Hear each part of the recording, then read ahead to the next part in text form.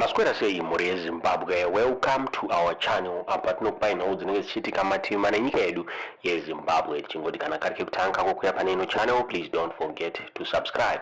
Kana uchinge wagara wakasubscribe, but don't forget to comment and share this video. Tine nhau yatakuvigirai zuva ranhasi. Nhau yaburitswa naVice President Constantino Chiwenga. VaChiwenga vabuda vachiramba nhau kuti mutungamiriri wenyika anowanikwa achivhoterwa the parliament only. Zvichitaura ivo vachiti one man one vote ndo yakaenderwa kuhondo pamwe chete neland muri Zimbabwe.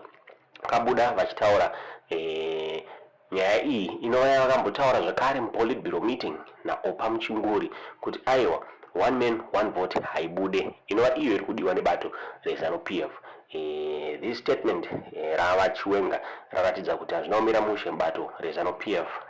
Mune mafactions arimo muri Zimbabwe. Vamwe vari kupusha for cab 3. VaChiwenga kutaura kuti aiwa sandizvo hazvibude muri Zimbabwe. Tikarequesta nguva yenyu kuti mungonzwa zvataurwa naVice President Constantino Chiwenga, mobva matudza zvamuri kufunga pamusoro penyaya iyi mucomment section.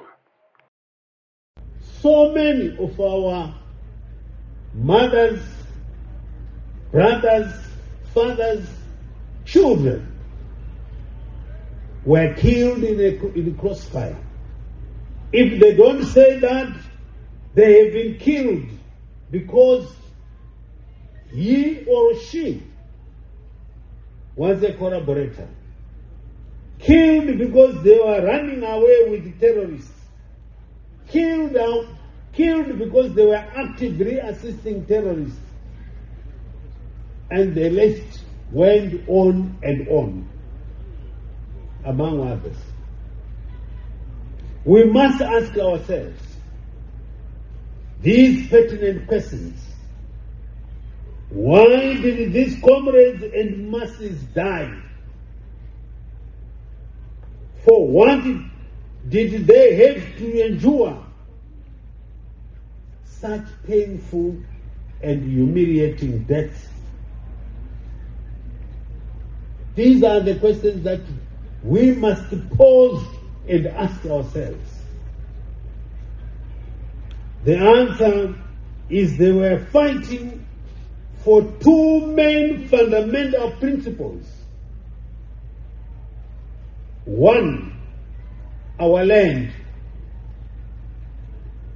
Hlabathi, ivhu randakatsikai. Number two, the right to vote removing unqualified franchise, which had been put by Ian Smith and his succeeding regimes, that only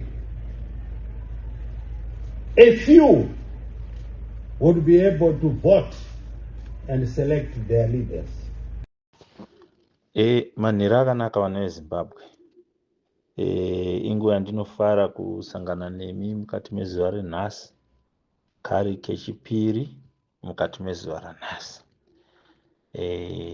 Ndinotendawo nenyasha dzaShe dzatichengeta kusvika nguva ino, tichitoswedzawo hama dzedu dziri kunyika achiri masikati nekumutsawo hama dzedu dziri kunyika ari mangwanani.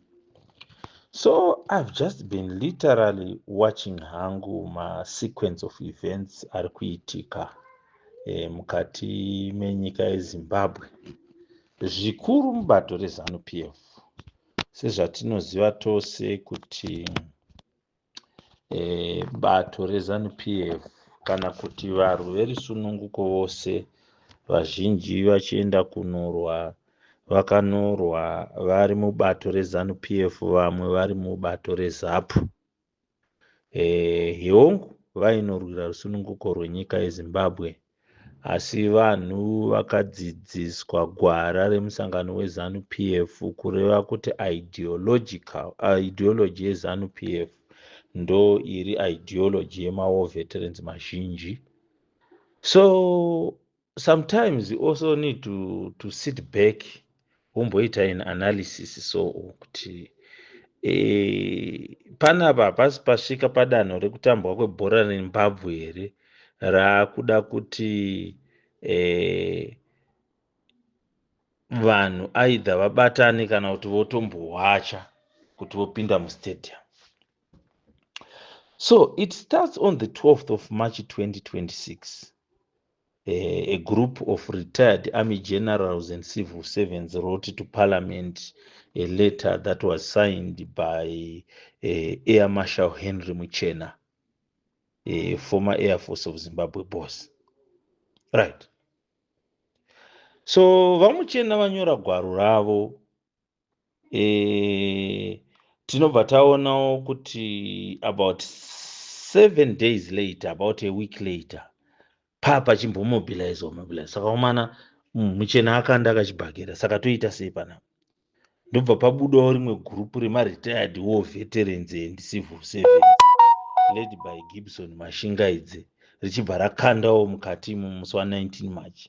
Zvikanzi haamaya, isusu we are distancing ourselves from statement yaHenry Muchena and we are in support of Constitutional Amendment Bill number 3. Ndobva vapa mareasons avo. Then ndobva tati gare. Ndobva paita ma-war veterans aitungamirirwa naMatebela, Zimbabwe National Liberation War Veterans Association. Ndobva vanyora gwaro vachitsigira gwaro rava Henry Muchena. Aiwa, isusu Cable 3 kai ndeyekupenga, hakuna zvinhu zvakadaro. That was on the 14th of March 2026. Ndokubva pabuda rimwe gurupu rema-war veterans rakanga riina Douglas Mulalazi nana Brigadier General Kumalo. Zvikanzi amaya, isusu Cable 3 ndo huchi, tiri kuitsigira. Madays ari kufamba kai zvichitongena zvakadaro, vakakanda mid-March. Then musi wa2 April ndobva kwabudikira Comrade Knox Chivero. Vakabuda vachitaura mashoko akafadza ruzhinji rwevana veZimbabwe, vachionesa zvakawanda nhoroondo yenyika nechinechi nezviri kuitika zvese. Musi wa8 Comrade Knox Chivero ndobva vapama. Maybe I could have missed some events dzinogona kuti dzakaitika on the other side. But musi wa8 Comrade Knox ndobva vapama. Vakabva vataura a list of people that are running Zimbabwe according to his analysis. Ndokubva musi wa9 April vaDouglas Mahiya vakambei vanongedza vanzi asiwo Mahiya une chokwadi here, vakabva vabuda kuti this is Cable 3 ka chirangano chekuti we are prepared to die for it. Then nezuro, marumwe zuro iwayo Jesse Majome weHuman Rights ndokubva adzingwa. Nezuro vaFulton Mangwanya ndokubva vadzingwa kuCIO. So this sequence of events hadzisi kungoitika. It's like it's a game of chess that is being played. Numbers, decisions dziri kuitika behind the scenes. Whilst zvese izvozvi zvichiitika izvika, the nation's soul is at stake. Saka sometimes you need to analyze uchimboseka wakuti but chess iri kutambirana kumusoro ukako ma1. Chess iri kudhonzerana kumusoro uka aiwa ma1. But tinotofanira kuti tishinge manje as Zimbabweans, because honestly by the look of things no side within the ZANU-PF sides is backing down. Every side looks like they are sharpening their swords, because the statement yava Douglas Mahiya yavaburitsa nhasi, yavakaburitsa not nhasi, statement yavo yavakaburitsa musi wa9 looks like the die is cast. The die is cast.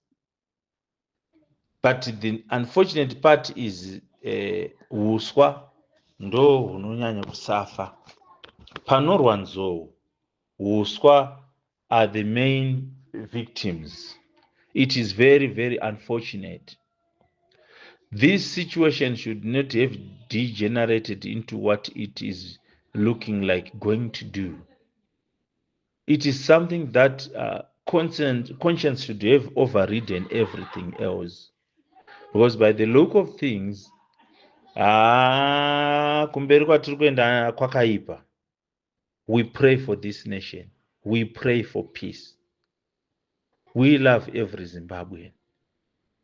Personally, I've always said that of all the countries in Southern Africa, Zimbabwe is the one which had the highest numbers of people who died during the liberation struggle.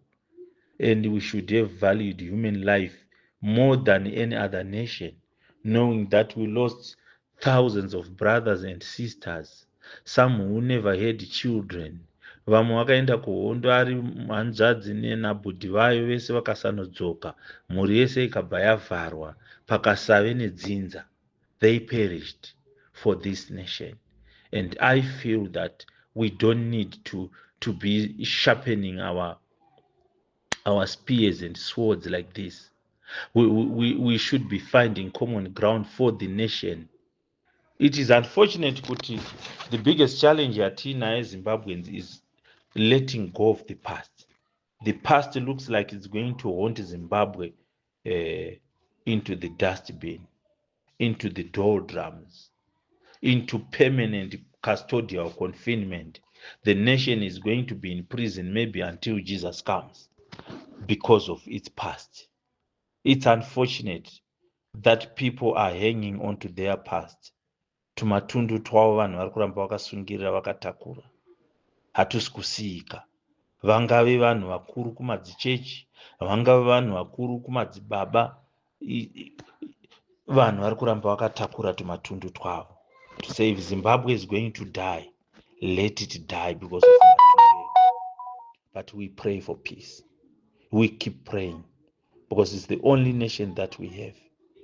We may enjoy our lives outside the borders of Zimbabwe, but we will always go back there. Hama yedu ikafa, tunoita konde anovigwa kumusha kwake kwamutoko. Hama yedu ikafa, tunoita konde mumwe akamanikidzika ngaanovigwa kumusha kwake kugokwe. Because home is best. Home is home. We pray for this nation because it is our only home that we can call home. Muve nemanheru akanaka.